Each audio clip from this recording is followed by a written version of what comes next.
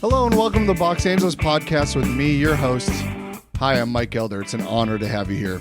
Before we get to this episode, please go to my YouTube channel, click subscribe, bunch of clips and full episodes over there, a ton of content for you to watch or just listen to in the background while you're working from home, remotely, as they call it. We were off for a few weeks, so I apologize about that, but we are back with a full, brand new, hot, out of the oven episode with casting director Jeff Greenberg. You know Jeff from some of the biggest comedy television shows of all time. He cast shows like Cheers, Frasier, Modern Family. Wow. His resume is absolutely stacked. This was an awesome conversation as a result. We talked about his start in casting. We talked about his opinions on self-tapes. We talked about him being a solo casting director for all these years. And very interestingly, we talked about the number of performers he saw, the number of people he read for all the leads in Modern Family.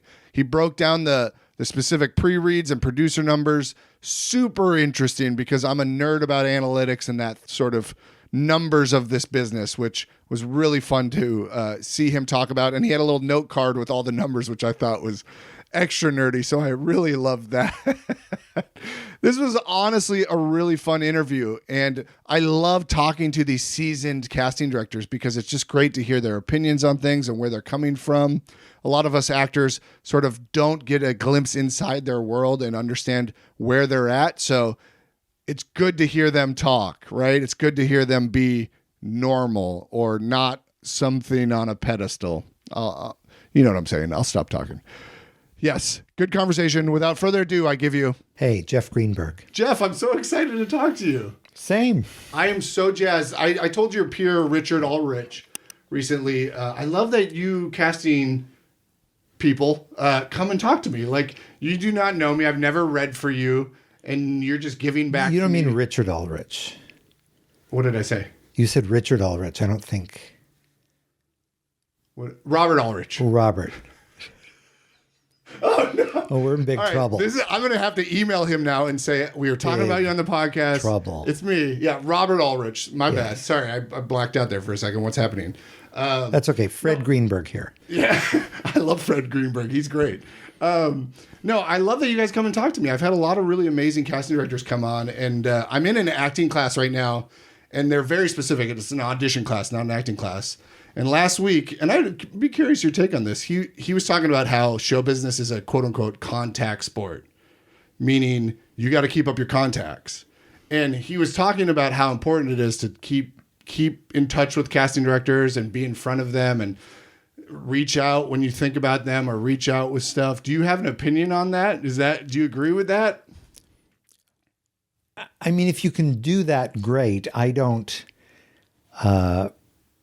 it's more about me remembering people, and I have a pretty good memory and I keep, pretty specific files and notes. Yeah. And when I'm looking to cast a part, whether it be a big guest star part or a one-line part, I know where to go in my materials to find them. I don't put out a lot of breakdowns unless it's something that's very specific, someone who has to speak French and ride a unicycle. Sure, yeah. So it's rare that I put something out like that because I've been doing it for so long that I have a big vocabulary of actors in every category. Yeah.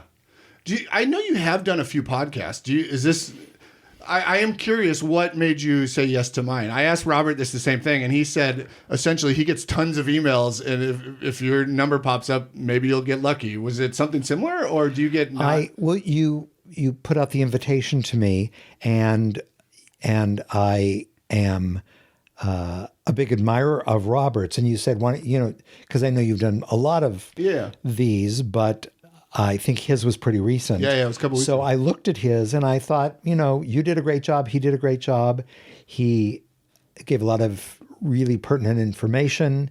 And I thought, because I'm, have the time to do it, I thought, let's do it. Awesome. I love that attitude. I really appreciate it. I want to ask you one thing off the jump because I'm super curious. So I'm a late adopter of Frasier.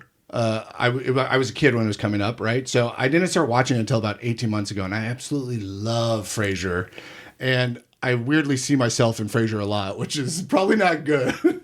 Or maybe it is good. I don't know. But I'm faux pretentious. But I was watching this with a friend and they told me, and I didn't research this at all, but now that I'm interviewing you, I want to ask, is it true that David Hyde Pierce was not supposed to audition and came with a friend to the audition and then somebody just said, come on in and audition? Is there any truth to that? There's zero truth to that. Really?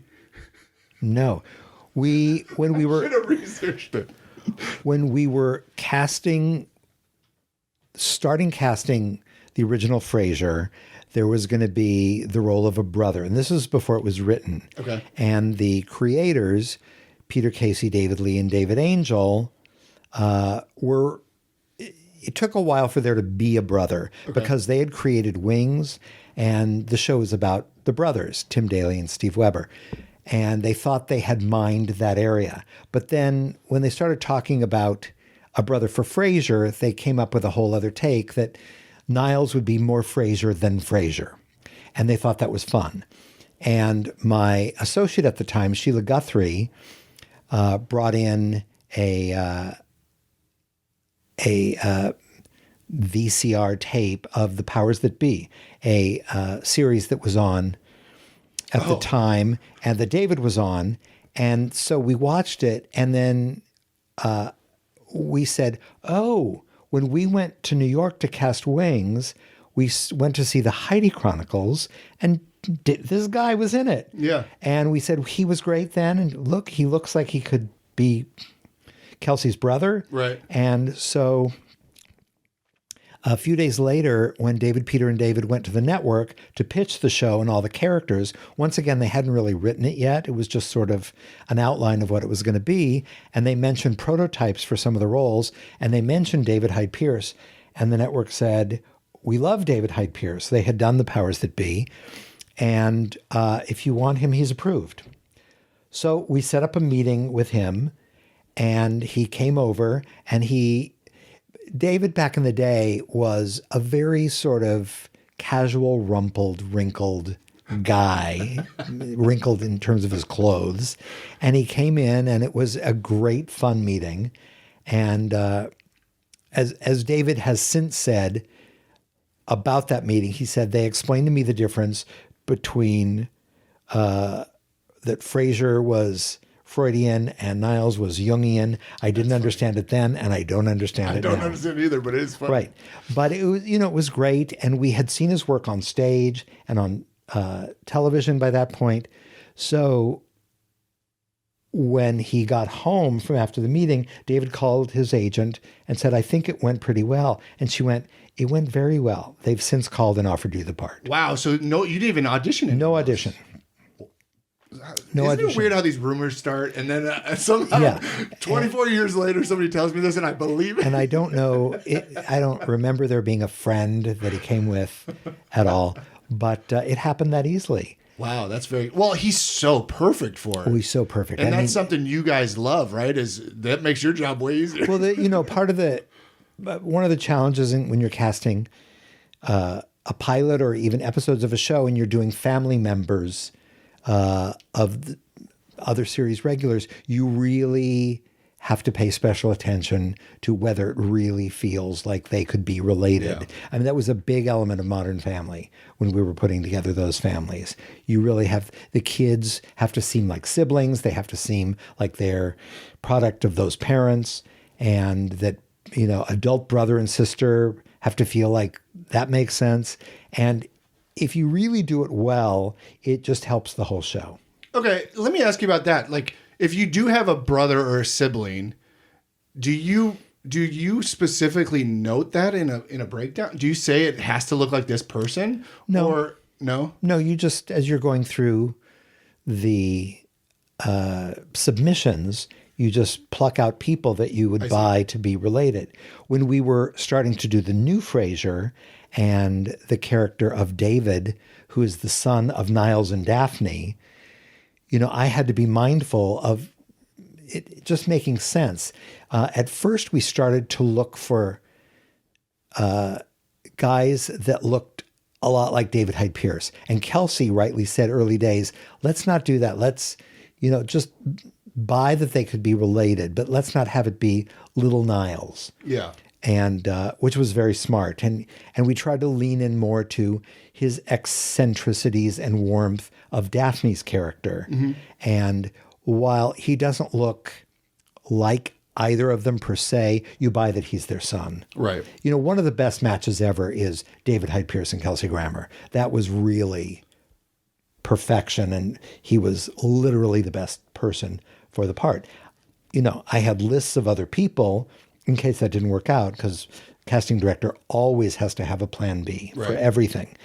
But it did work out. And C and D and E. Yeah. And it was just meant to be. It was Bashert. They are so perfect in that show, and I'm so sad I didn't discover it until recently, because I just love the show in general, because it's mental health is very forward now, and it seems like it was just so ahead of its time as far as talking about it and putting it a light on. Right. I love it though. It's so great. Oh, good. It's my one episode before bed show right now. Right. During the pandemic, I started watching it again, because I really had only watched the episodes when they first came out. And it's amazing how well it holds up, how funny it still is. And they made a concerted effort to not do pop culture references of the show. And so the only thing that dates it a little is the fashion and the hair cuts. But it's still very relevant. Yeah. And it's just great to see it. And it is, I mean, it's as funny as any show that ever was. I'm not objective about it, but it really has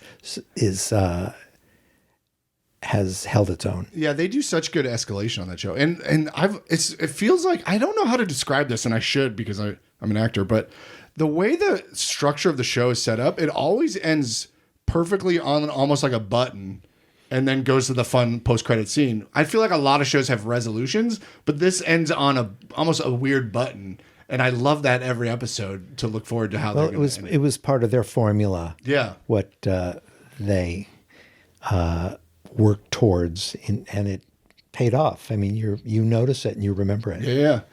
You mentioned something that I don't think I've ever asked a casting director. You said you watch the shows as they come out. Do you do that with all your shows? Do you just watch it once when it comes out? Yeah, of course. And sometimes it's always fascinating, because until you see it after it's edited, just all put together with color correction and with music and every element, you don't know how it's really going to turn out. And it's really fun to watch. And sometimes it's very disappointing on certain shows that, oh my God, that seemed so funny when we were filming it. And it was so funny at the table reading, and it was so funny at rehearsal.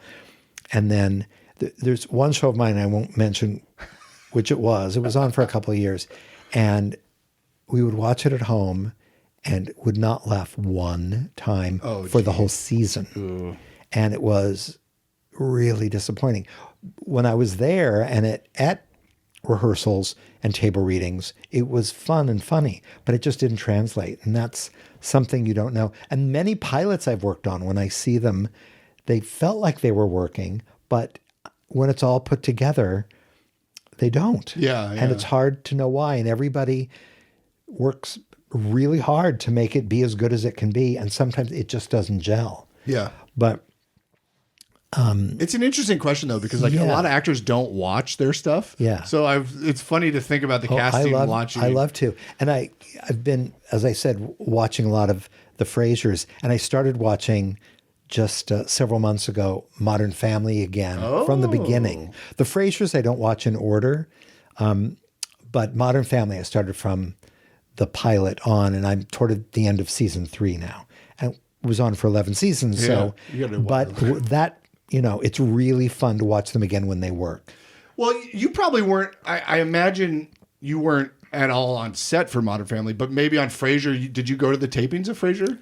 Everyone. Yeah. Everyone. So that's got to be a different watching experience then. I was on the set a lot of Modern Family. Oh, really? Because my office was right next door to the sound stage. Okay. And so I'd go over there all the time, every day, just to watch a scene or two. And I would especially go over when any guest actors were on the show, because I like to see how that was going. And it was just so fun, that when the show worked and the cast was so great and the writing was so good and the vibe of everybody who loved working on the show for 11 years was palpable at whatever corner you were in. And so it was fun to be around it. So everybody would go over and watch. Yeah, I love that. When they had a few Was minutes. that at Warner Brothers? No, it was at 20th. Okay. Because when I think of that show, I just think of them being out and about in L.A., so I forget that It was mostly all in West L.A. area. Yeah, cool. Most people would obviously know you for Cheers, Frasier, and Modern Family, but how did you get started? Because you started in casting, because you started Cheers mid through the run, right? You didn't do the original few seasons. No, I started on the 5th season, which was Shelley Long's last season. But prior to that, I had been an actor for 10 years. For 10 years, and while I was struggling to make a career doing that, I had lots of different jobs, as you do. Yeah. And I had friends that were in casting, and I would help out occasionally as an intern, as a fill-in assistant for whatever. I worked at the Mark Taper Forum for a long time. For many years, I had the best job when I was an actor, sort of as the extra person at the Mark Taper Forum. What does it mean? It means Gordon Hunt, who was the casting director at the time, was my acting teacher.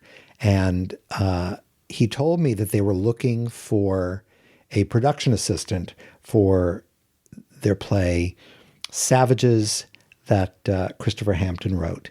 And I went in, interviewed, and I got that job. So I was a PA on that show. And while I was there, when that ended, Gordon needed some extra help in his office. So it was my first taste of being in a casting office. And I only looked at it as sort of research for being an actor and what the casting process was like. And I got to be in on lots of auditions, and I would read with actors. And it was very eye-opening and educational. And I loved it. And then while I was there, they needed someone in publicity. When Zoot Suit was a huge hit and was at the Aquarius Theater, and they needed just extra people. And I forgot to mute my computer. Go ahead. And then I would work in audience development, or I would sit at someone's desk when they were on vacation or sick, or I was a house manager for their New Theater for Now new plays up at the Ford Theater. And I did it for years, and it was an amazing job. That's awesome. And so there always seemed to be a place they could use me. Very cool. Yeah. You were just filling in the gaps. And that's those center theaters down there. I love all those. Oh, yeah. That must be so fun to be around that world. They're great. And one of the casting directors I worked with there, named Linda Francis, who worked with Gordon, went off on her own. And she was a really good friend. And at a certain point, I got a call one night saying, I just got another movie, but my assistant isn't available. Do you want to be my assistant on this movie? And I was working at Jane Fonda's Workout at the time, sending off all of Jane's merchandising for her exercise empire. Bill Paxton and I were in a room with no windows all day, typing labels and, goofing off at minimum wage. And I said to Linda, yep, I'll do it. And on that first day, I not only loved it, but I got it. It was the first movie for New World called Angel, Honor Student by Day, Hollywood Hooker by Night. So it was classy. And it was like Alice through the Looking Glass. I walked into this other world, and my life changed on the first day. And you mean casting as the casting? Yeah, yeah. And it just clicked, and everything just gelled in terms of what I love doing, and everything I learned as an actor seemed to feed into what I needed to know. How to decipher a script, how to talk to actors and directors. I always, since I was a little kid, I would look at the credits on a TV show, and not trying to, but I would memorize them. I just knew who all the actors were. So I had a huge vocabulary of actors when I came into it, and it was just so much fun. And I worked with Linda for about 3 years. We worked on, I think, 8 movies. And then I got a big break, and the cliche of getting the big break in Hollywood happened to me. And I got a call that they were looking for a new casting director on Cheers. A friend of mine I had done summer stock with in Coeur d'Alene, Idaho, David Lee, was one of the producers on Cheers, and they were looking for someone new because the casting director prior to me apparently was bringing in too many familiar TV faces, too many people from commercials that you would always see, and they wanted fresher casting. And I was coming from theater, working at the Taper, and from film, working with Linda. And I didn't even have a resume, but somehow I got that job. I came in and met with David Lee, Peter Casey, David Angel, who were my friends bringing me in, as well as Glenn and Les Charles and Jim Burrows. And all we did was talk about theater. Oh, amazing. All we did. And that's what they were looking for. Yeah, and that's Jimmy Burrows' background, right? Is like, yeah. Yeah, so his father is Abe Burrows, one of the icons of theater. And I just worked with Jimmy last week because he directed an episode of the new Frasier. Oh, you're doing another season? Yeah. Oh, good for yeah. you. We're on our second season right now. We just That's great. shot our third episode on Tuesday. Yeah. Perfect. Anyway, so I got the job on Cheers. I had never. How many people did they interview? Do you know, or was it just you? It couldn't have been. I don't know. I never really thought about it. I just assumed it was me. This is the actor in me thinking. They probably met with someone else. I don't know. Had to have. In any case, I miraculously got the job. That's so cool. And I really didn't know what I was doing. All I knew was I knew actors. And as I said, it was the 5th season. It was Shelley Long's last year. Yeah. And after we got going, like a month in, they said, we just got notice that Shelley is leaving after this season. So I guess at the end of the season, we'll have to find her replacement. And I said, I just instinctively knew, I said, it would be great if we started way before the end of the season. Now, this is when we were doing 26 episodes. Yeah, a lot. So it was, and they said, okay, well, we're going to start talking about the character. We'll let you know. And they did. And we started the search really early. And we ended up, after a very complicated search, with Kirstie Alley, who was my first idea. And when she joined the cast, after several episodes, she was a big hit. The show got more accolades than ever and better ratings than ever. And it was already a huge hit. It got huger. Yeah, that's awesome. And so exciting. How old were you at this time? Oh, I was in my early 30s. Okay. And I was launched. I was on Cheers, awesome. and it was my first job on my own on Cheers. Yeah. And so somehow I walked into that world and it was just a good fit. That's really cool. Yeah. As far as your acting, you mentioned you were doing theater and stuff. So were you just always an actor as long as you remember, or was it something you just jumped into later? No, it's all I wanted to do okay. from the time I was little. Got it. Very cool. That's great. When did Kelsey join Cheers? Was that before you? It was before me. Season before you, right? It was 2 seasons before me. Yeah. But his wife, I forget her name. I feel bad. What's her name? Kelsey, his wife in Cheers? Oh, BB Newirth, who played Lilith. Yes. BB is an amazing casting. She is so perfect. Yeah, I wasn't responsible for that. Oh, no. She was cast the year before me. Oh, dang it. Okay. Yeah. But Kirstie Alley obviously was phenomenal too. Yeah, but that was great. BB I thought was. Yeah, BB is still amazing. She did an episode of the new Frasier last year for us. Awesome. And it was one of our best episodes. And she's more Lilith than ever. And she was it was really great to have her around. And she and Kelsey, they're really amazing together. Yeah, I love that. Yeah, so that was great. You mentioned that Cheers was your first job on your own. You've worked ever since then on your own, right? And that's very different than my dear friend Robert, aka Richard. His friends call him Richard, all rich. He's been partnered forever. Right. Is there a reason you've been by yourself? Do you prefer it that way? Is it just how that shook out? It's just how it shook out. Yeah. I mean, I was offered that job. And, I wasn't in partnership with anyone, and it seemed to work out, and I just sort of stayed that way. Yeah. And a couple people have approached me over the years, did they want to partner up and all? And I was sort of, if it ain't broke, don't fix it. Yeah. I was able to get really wonderful associates and assistants to work with that were really wonderful support, and it's how it played out. Yeah. I think that would be preferred, but it just seems like it could be hard to keep up work, but obviously it's worked for you for sure. Mm-hmm. Do you have an opinion? Like you mentioned your associates and stuff, and I've asked a lot of people this because I've interviewed a lot of like younger casting directors. Do you have an opinion about how hard it is for the newer casting crop now to just enter, like be your associate and then move off and try to find work on their own? I don't have a good take on it. I think there's less work than ever, so I think it's hard to enter the field, and my colleagues that I know, there's not enough work for all of us. Yeah. There's just, in terms of what I do, there's just less scripted television these days. So it's very challenging. Well, have you ever worked on multiple shows at the same time? Oh, many, many times.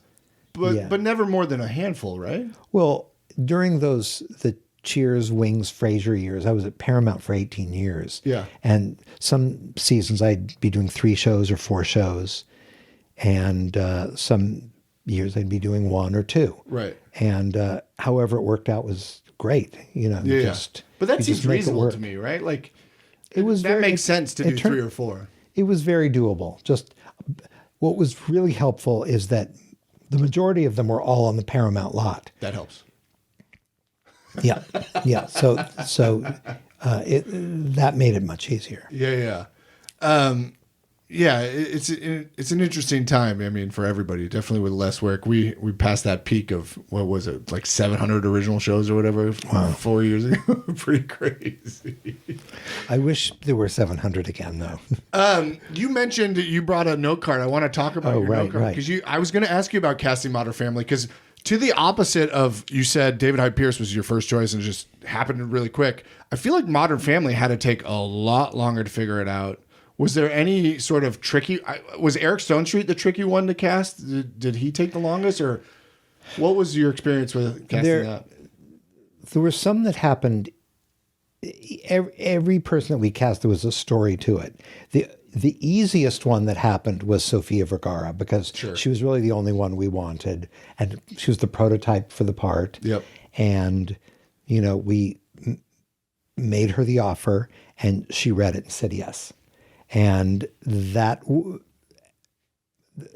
the only one that was that. But we did a lot of casting. Actually, the roles of Claire and Phil, Julie Bone and Ty Burrell's roles were the hardest to do. Really? And Why they is took that? the longest. Well, for Ty, for Phil, the creators of the show, Chris Lloyd and Steve Levitan, had worked with Ty before, as had I, and they created the part with him in mind. He was the prototype. And they were so confident that he was the guy. I mean, it was so clear. And we still had to take him to the network, and he had to test and read in front of the studio executives, which he did. And they said no. They said they don't see it. And he had done a pilot for ABC, where Modern Family was, called, I think it was called Partners, by Max Muchnick and David Cohen, that was a failed pilot. It didn't work. And they said Ty wasn't very good in it. They thought he was boring. And we watched it, and everybody was boring. It was not a good show. But they had, and they use this word a lot, he had baggage because of it. And we were stunned because we thought he was as brilliant as he turned out to be later down the road. But we were committed to getting him hired. And they said, well, you can bring him back again with other choices again. And we did 3 times. We kept bringing him in, and we had to keep finding other people because it's a mandate that you bring choices. Right. And they kept not approving him. And they finally said, don't bring him in anymore. We don't want to see him. So what... I assume he was killing all these tests, right? In your opinion? Or maybe not? Well, the material that they used for his test wasn't as strong in retrospect as it could have I see. been. And for some reason, it just didn't pop in a way that we knew it would. We were so confident. So Chris and Steve had a great idea. They said, we're going to film a screen test. So we're not going to bring him in the room in person, which they were doing. And they filmed a scene at Steve Levitan's backyard, Nice. a scene from the pilot, which is a scene that happened in Steve Levitan's life with his son Griffin, where he shoots his son with a BB gun. And they shot it with Ty and with one of the kids that were up for the part of Luke, the son. Yep. Turned out to be the Luke we used, Nice. Nolan Gould. And our director, Jason Weiner, directed it. And when we showed it and by the way, we were about to start filming in 3 days by this point. Geez. So it was down to the wire. And we brought the tape of him in along with live auditions from Tony Hale and Steven Weber, who were there. And when Steve McPherson, the president of ABC, saw that audition of Ty's, it changed his whole opinion of the show because he saw what the style of the show was, which is this, faux documentary style that they used. And he just got it. And Ty sold it in such a great way that in that moment, and because of that audition, Steve McPherson became a major cheerleader for the whole project. It really turned him around. Wow. So that's how we got Ty, but we really brought him in many times, and it was super frustrating. Yeah. And I had to keep finding other guys that were good enough to bring in, although we always wanted Ty to get the part. That's what's so frustrating. Like, we all know auditions are very different than the actual thing, but like, that's why I took like this audition class I'm in, because I'm like, I could take an acting class, but auditions are not the same muscle, not the same thing. And it's like, do you get really frustrated when non-creative people are telling you and other creatives how to go about approaching? No, because they were creative people. I mean, they're just doing the job the best they know how. And that was their feeling about Ty. Sure. And we just had to change their mind. And it's rare that you get to change their mind. In fact, Steve McPherson was the president of the network, and he literally said, "I was wrong." Wow. And you never hear that. Yeah, I love that. And then in terms of Julie Bowen, we couldn't find anyone to play that part. I went, and I did bring my little card. You brought a note of card with statistics stats for me because I'm an did. Analytics freak. And just so you know, wait, did you have this card already out, or did you print this specifically? I brought it because I thought you'd be interested in love this. this. This is very cool. Yeah. We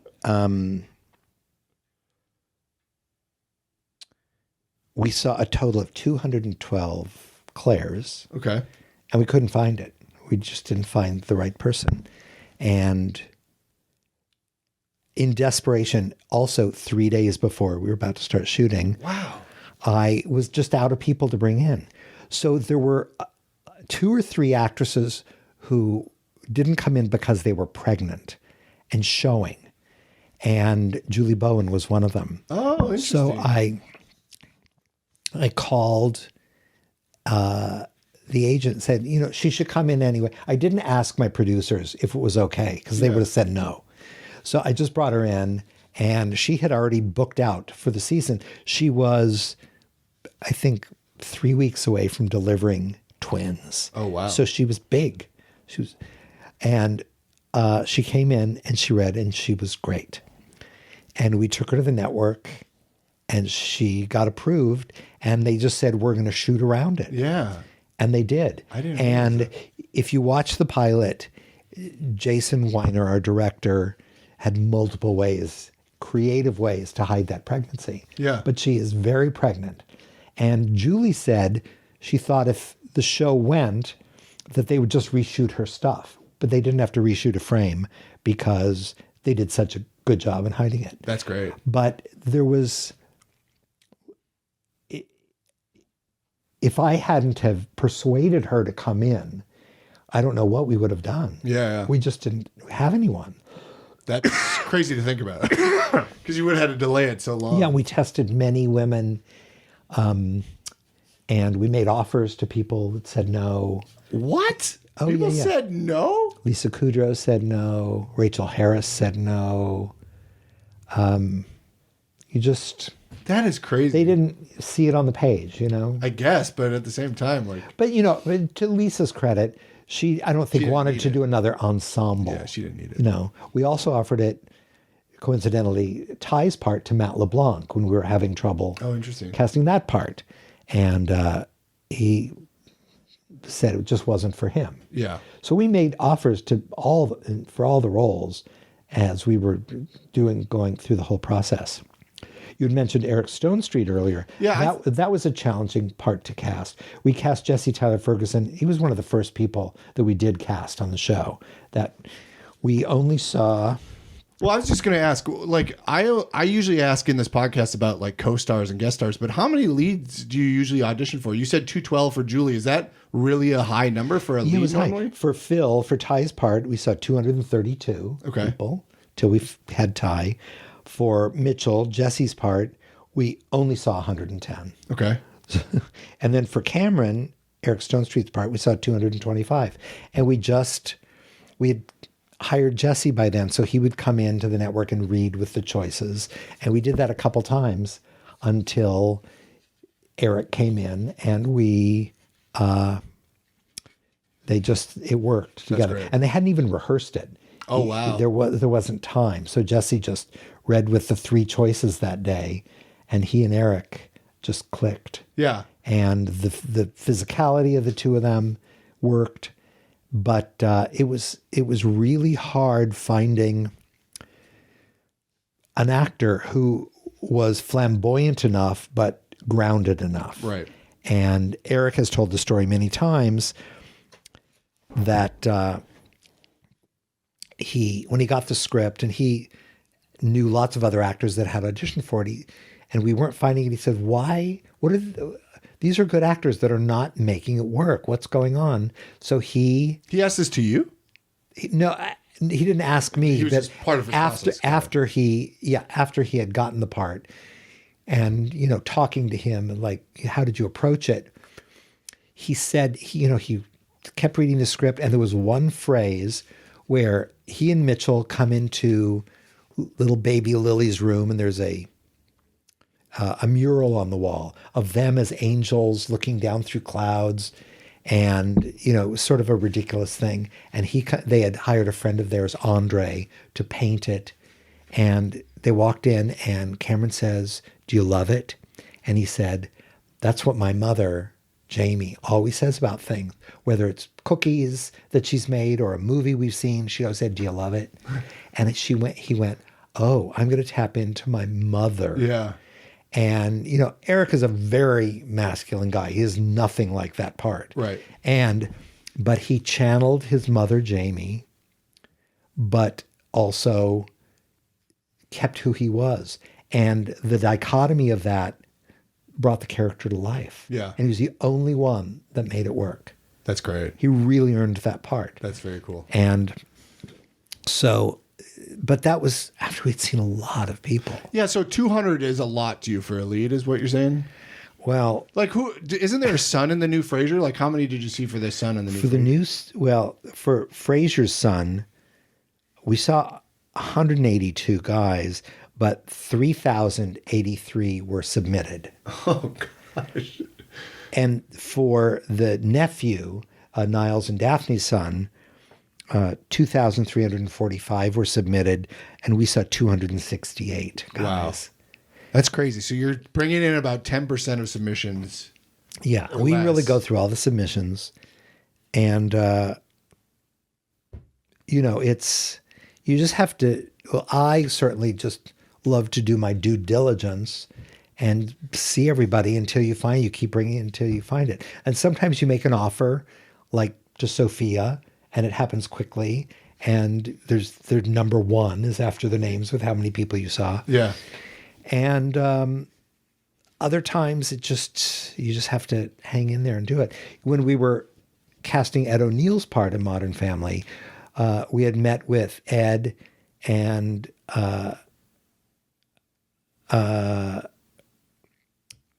what's his name? He oh my God.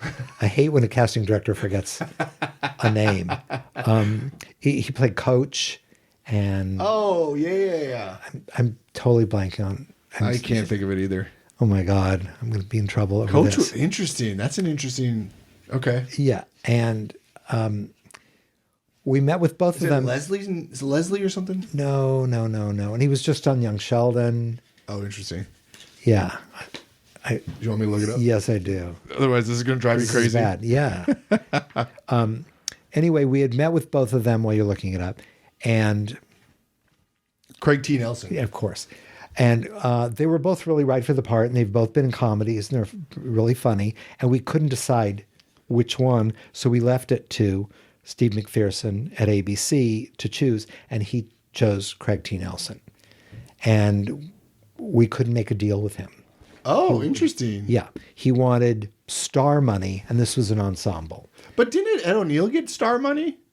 Because I had heard, let's see, test another rumor. Okay. I had heard like later in negotiations when they started negotiating, Ed was already making more than everybody else because of his background in successful sitcoms. That's true. Okay. Yeah.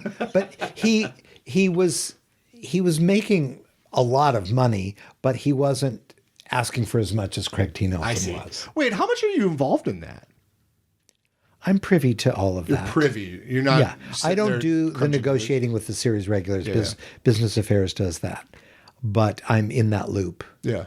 and I and the casting director, when deals can't be made, they often turn to me to, can you see if you can change their minds and talk to the agent or the manager, and which I've had to do dozens of times over the years. And sometimes just they need another point of view that comes in to talk about it. If we go back to Ty Burrell, sorry to interrupt you. When you guys are bringing him in time and time again, he's not getting paid for this, and he's bringing in a lot. Are you constantly like giving him feedback, like you're doing great, we believe in you, so that he's not discouraged? Because I would imagine as an actor, at some point. I've never been in this position, but I imagine after 6-7 tests, I'm like, what am I doing? He was discouraged, and to his credit, he was getting a lot of other possible auditions for other things, but he really wanted to do our show. Yeah. So he took a big chance and hung out there. It took about 11 weeks to cast the show, and it was pilot season. And he had been on other shows before, so he was a known commodity. We had done a show with him called Out of Practice, and in which it was the first time I worked with him, and he was great. But I think he just had a feeling, and he let a lot of other opportunities go by because he was wanting to do this. His instinct really told him that this was the show.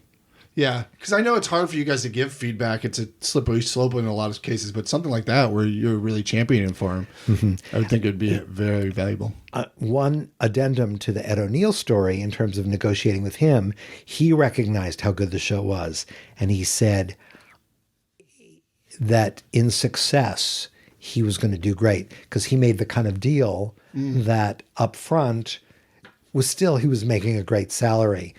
Not asking as much as Craig T. Nelson, but his back end of the deal was really substantial. Smart. So, and he just sensed that's the show. He just knew he'd been doing it long enough that he could see how good it was, and he really thought it had legs, that it would really run. Yeah. And he was right. Good for him. On That's for really 11 smart. years. Back to your note card, the analytics. Is this something you often look at, or no, this is just a one-off for those podcasts? Because like as actors, like I log every audition I have, I log every casting director I have, I keep track of this stuff, I look for patterns, I look for this. Do you guys do that at all? I just find it interesting when we're all done with a project that works, that sort of gets on the air, whatever. It's just, people are always interested in it. So, and I thought you'd be interested today. I love it. So, Can I have that? No. It's my only copy. Can I take a photo of it? Maybe. We'll talk when we're done. But like for Modern Family, we saw a total For the six, how many, I guess? of 1,364. For the 6 adults? Including the kids. Okay. There were 10 series regulars. Okay. And Oh, so that's- that also includes pre-reads that I do and producer sessions. And it seemed at the time that was a lot. But now when I see that, like how many people we saw for the new Frasier, for the role of Eve on the show, I saw over 7,000. That's what I was. No, wait a second. There were 7,000 submissions, but I saw 501. Wow. Okay, wait. I haven't watched the new Frasier. Who's Eve? Eve is the roommate of Frasier's son, So it's a Freddie. What? It's a lead character? Yeah. It's a series regular. Okay. But I saw 500 women for that. That's a lot. Yeah. But that's interesting. So are you seeing more 7,000 submissions? Are you seeing more submissions now for leads than you had in the past? It sounds like yes. But I thought you'd see more for like guest stars and co-stars now than you would in the past. It's a case-by-case thing. And no, I don't. Series regulars, I see a lot more people than I do when we're doing guest casting. But like submission wise, I mean, like if times are lower, I feel like leads are probably submitting more for guest stars because there's not a lot of work, so they have to step down a rung. Do you know what I'm saying? No. So like if I'm a series regular and I haven't worked in a couple of years because it's been light, I might tell my agent start submitting me for guest stars. Right. So I feel like you would probably see more guest stars submissions now as a result of less work being out there. I don't. As I said before, I don't do that many submissions. Sure. It depends what the category of the submission is. For the role of Eve, that I said we saw there were 7,000 submissions. Insane. We were looking for a diverse, really cute actor in her, early 20s to early 30s. Yeah. There's a lot of actors that fit that. Yeah. So so there were more submissions because I think it's a bigger category than some of the other ones that, some of the other parts. And you watched all 7,000 of those? I looked at all. Or looked at all their headshots, yeah. Yeah. Wow. You guys have exercise and patience that I could not. Yeah. Yeah. But, back in the day, all those submissions would come by mail. And you're just opening envelopes. Crazy. My office is opening envelopes all day, and you're making stacks of pictures. And now it's all online. So it's a much faster process. Sure. And when you've done it a long time, like I have, you can go through things pretty quickly. And your brain and your eyes sort of key in on who's right for the part. Because you're always having in your head a prototype of a certain kind of look, and sometimes it has to match the coloring of another character because they're the daughter of that person, and it just makes sense. Yeah. And it just can happen quickly, but there's still a lot every day. It's a very intense process casting a pilot just because of the flood of submissions that come in and the phone calls that follow from the agents, from the managers. It's relentless, but you just, hold to it. And I've been doing it often enough and for long enough that I know if I stay the course, the right people will pop up and be the answer to our prayers. Yeah, I love that. This might be a difficult question, and I'm formulating it in my head, so bear with me. For somebody like me or any newerish actor, what do you think is like the most important thing for them to have? Do you think it's training? Do you think it's a perfect headshot? Do you think it's a good agent? What do you have any opinions about like what consistently works for you, or what have you noticed any themes that come about with people you cast? Well, training, of course, is important and experience is important, but like on the new Frasier, the role of Niles and Daphne's son, David, he got his SAG card. Awesome. It's his first job. Very cool. He was a graduate of Juilliard. His name is Anders Keith. And it was his first audition. Wow. He's spoiled now. Yeah. But we gave 3 SAG cards for the 5 good for series you. regulars other than Frasier. That's awesome. I'm not sure that answered my question. No, it but didn't that answer your is awesome. question. So anyway, but training is important. And when I saw that he had gone to Juilliard, that's a great... Yeah. I always see people, if they're from top schools, because I know they've had good training, and if the look is right as well, that has to be there. But I guess to push back on that a little bit, like if you're getting 7,000 submissions, like maybe you are you double clicking past the headshot for all of those to see that, or No, the ones the that- headshot's got to make the smell test first. The look has to be right. Yeah. And then I'll look a little deeper. Yeah. Or sometimes I'll just click on the look without looking at the resume, depending on what the part is. Yeah. Depends how much time I have and, how deep of a dive we need to do to find it. Yeah. But, all the elements are important. I mean, you want a good representative headshot so that it sells the real you in an appealing way. Right. That's an authentic look that you have. So, of course it's good to have good representation, but a lot of people don't. Yeah. And, we look at people that don't have an agent. But, every element is important. Yeah.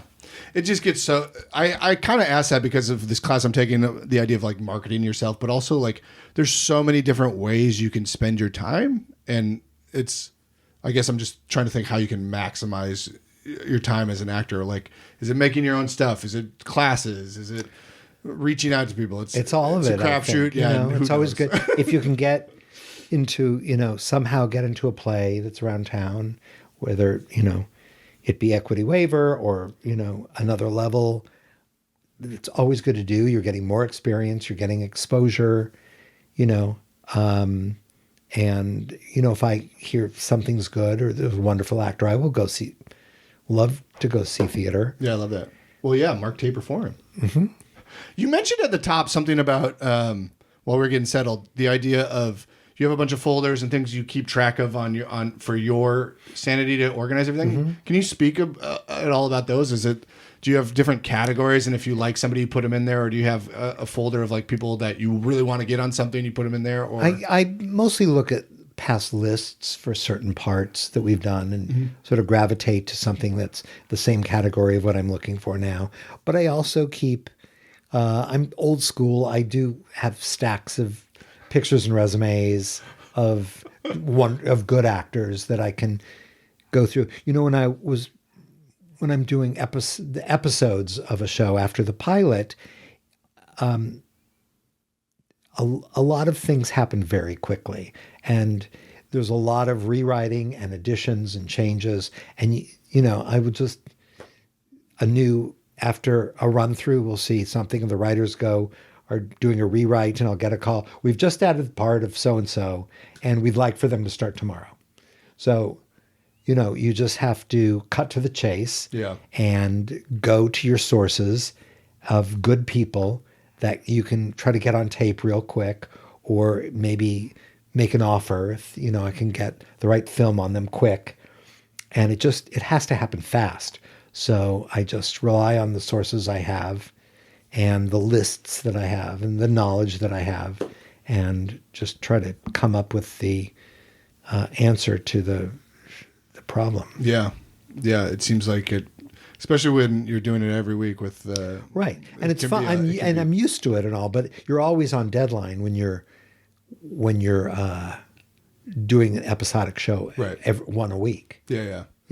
Do you have thoughts on self tapes versus in person? Do you prefer one or the other? Do you anything out of the? They're assets to both. I mean, for decades, that's all we did were in person ones, except if we put people on tape in New York, as a rule.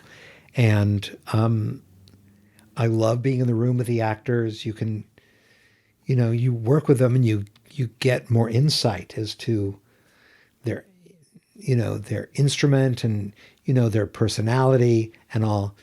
And I definitely miss that. Yeah. Because it's 99% self-tapes now. And the benefit of the self-tapes is you can see so many more people. Right. I mean, not a few more, so many more. But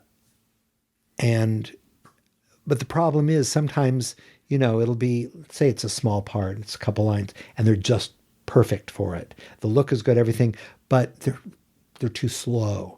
And you want to just give the note, pace it up. Yep.